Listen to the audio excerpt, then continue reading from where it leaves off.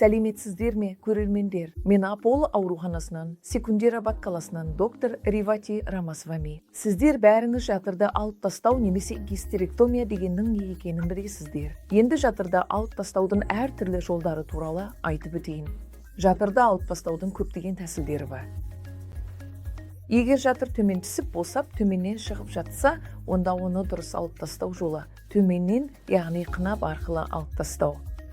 Бұл әдіс қынаптық гистерэктомия деп аталады.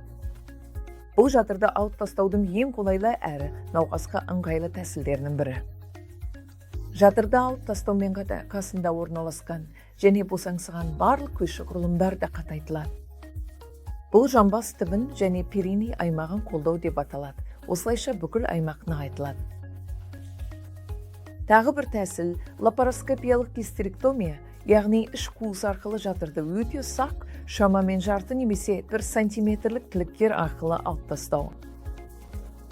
Егер жатыр тым үлкен болып, лапароскопиялық гистерэктомия жасау мүмкін болмаса, онда көп жылдан бері қолданылып келе жатқан дәстүрлі әдіс ашық гистерэктомия немесе лапаротомиялық гистерэктомия деп аталады.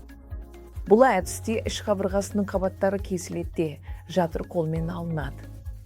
Әрине, гистерэктомияның тағы бір заманауи тәсілі роботтық гистерэктомия. Мұнда жатырды алып тастауда хирургқа робот көмек көрсетеді.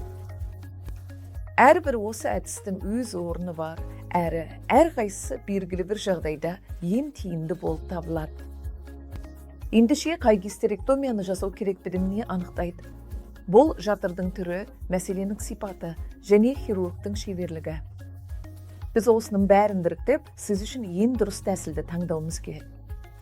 Мен бір әдіс екіншісінен артық деп айта алмаймын. Әрқайсысының ерекшелігі бар. Мысалы, қысымен пісіретін қазанның өз орны бар. Сол сияқты қазанда тамақ пісірудің де өз орны бар. Микротолқынды пештің де өз қызметі бар.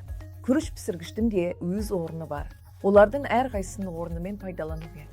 Дәл сол сияқты әртүрлі тәсілдер бар, және біз солардың әрқайсысын дұрыс қолдануымыз керек. Рахмет, достар.